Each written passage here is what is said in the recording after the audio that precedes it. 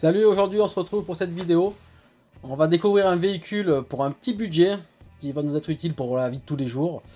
Bon, moi personnellement j'ai pris ça pour la montagne, pour la neige d'hiver. Mais surtout pour un très faible budget, pouvoir aller se faire plaisir sur des runs le week-end.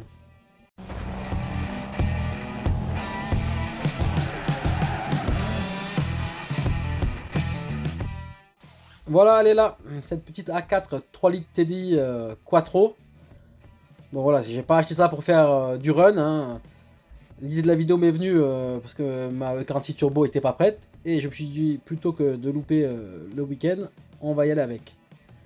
Donc voilà. Bon, bien sûr, on commence par un Zac parce que c'est un véhicule que j'ai acheté aux enchères en panne. Un véhicule que j'ai payé dans les 2009. Ouais, j'ai fait bien sûr un cas vertical pour vérifier l'historique du véhicule. Je vous mets le lien dans la description et un code promo. Très important quand vous achetez un véhicule. Voilà. Bon, j'en profite pour la mettre en français tant que j'y suis.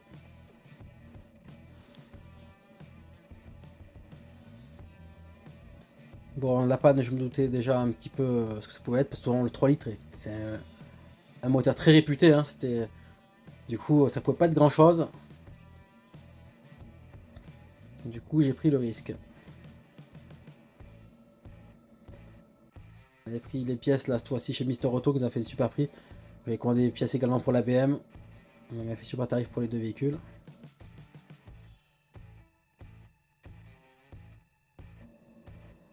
Bon, je suis surveillé, on va pas déconner.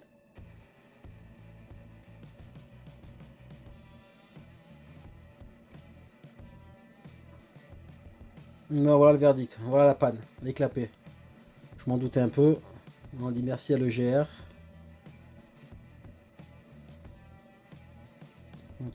Tout ça, ça va virer. Soit nettement plus fiable.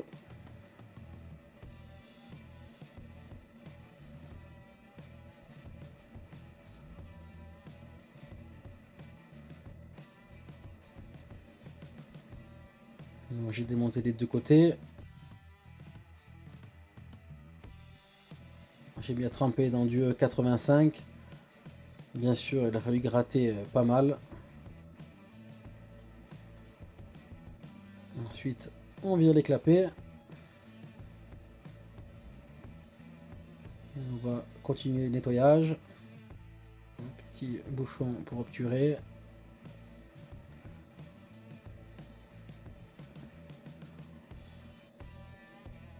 Là, on vient glisser ces petites pastilles pour obturer.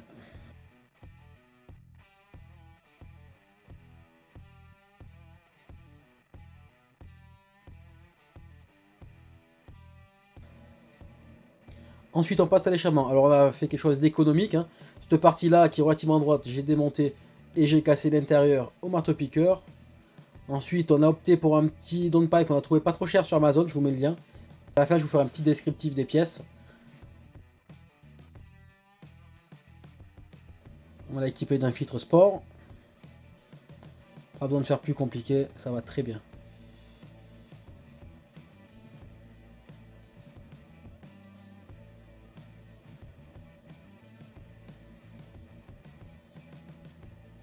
Voilà, maintenant on va passer à la gestion. Après pas mal de tirs, de logs, on arrive au résultat. Je sais que vous l'attendez tous. D'ailleurs, on avait un petit jeu concours. Le gagnant s'affiche. Il a trouvé le nombre de puissance, parce que le but du jeu c'est de trouver le nombre de chevaux exact. Il est tombé pile poil dessus, 303 chevaux. Et en couple, on a sorti 567 Nm. Voilà. Ça n'a plus rien à voir, surtout qu'en plus le véhicule était malade. Quand on l'a reçu, on avait 160 chevaux et quelques, je ne sais plus combien exactement. On a récupéré sa puissance d'origine, elle est donnée pour 204, on avait 207 mesurés, une fois après avoir tout décalaminé. Donc on était plutôt pas mal. Le moteur sortait toujours ses chevaux. Maintenant, c'est pas tout de sortir de la puissance, mais on a dit que c'est un véhicule pour tous les jours. Et maintenant, il faut bien sûr avoir son contrôle technique. On n'oublie pas qu'on est décatalysé, défapé. On a la voiture bien réglée, avec quasiment 100 chevaux de plus. On n'aura aucun problème à la pollution. On était sûr avant de l'emmener. C'est pas la première que je fais. Verdict tombe, hop, véhicule conforme. Donc pas de pollution, on est bon. Allez, maintenant, c'est le moment de voir un petit peu ce que ça donne sur la piste.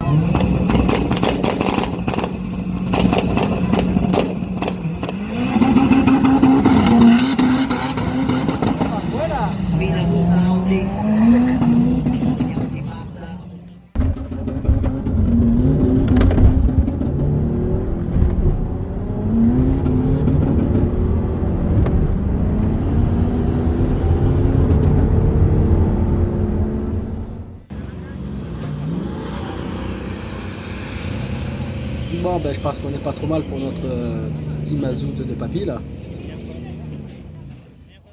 C'est le moment de se faire un petit récap. Du coup, on a l'achat du véhicule 2009. J'ai inclus le transport parce que je l'ai fait livrer directement. On a le downpipe à 170 € sur Amazon. Alors, je sais pas s'il est toujours au même prix parce que je ne l'ai pas revu depuis. J'avais fait une bonne petite affaire, c'est pour ça qu'on s'est pas embêté à vider, surtout qu'il a une forme un peu biscornue. On a mis une petite pièce sympa. Bon, je vous mets le lien, je sais pas quel prix il est actuellement.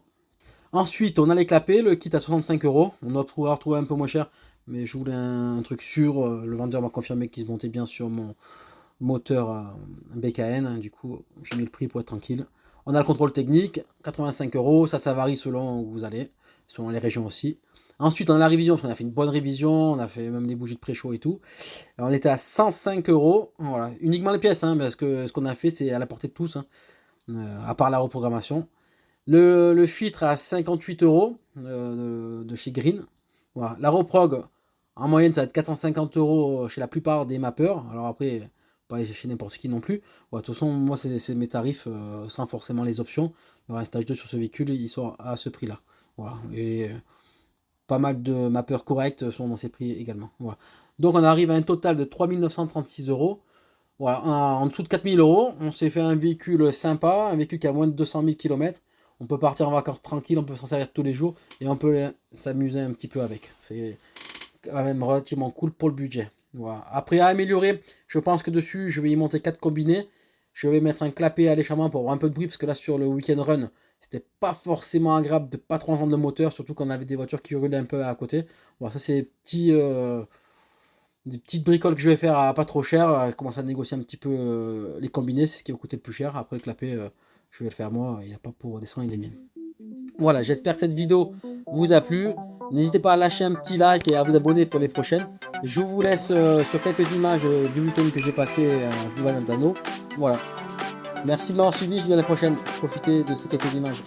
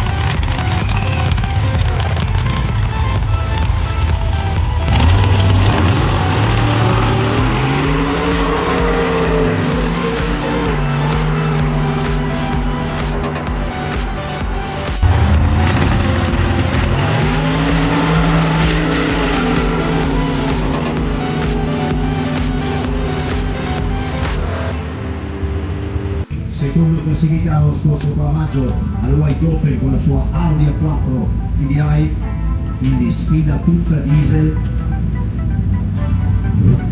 Il secondo posto per Simoni.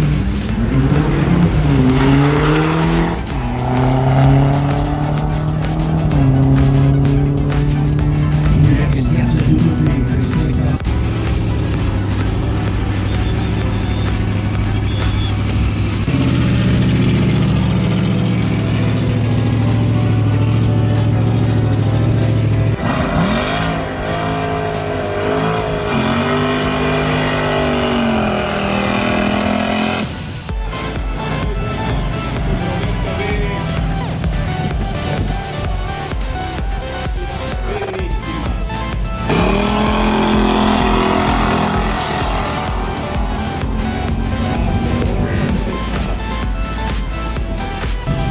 Eccola a destra con 319, Andrea Santini con la sua Ford Mustang 69, con 313 invece Greg Simonini con la Via 4 PDA del 2004.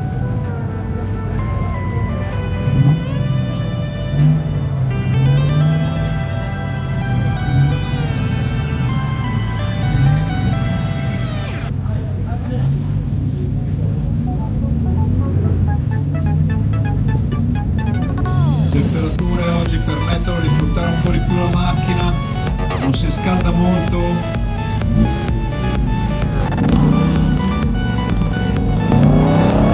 Anche nella categoria bracket, come dicevamo prima, quindi ognuno corre contro il suo tempo. 320 la Donati Carola sull'Audio 3 del team PMG, ragazza che ha corso nel campionato italiano fuori strada contro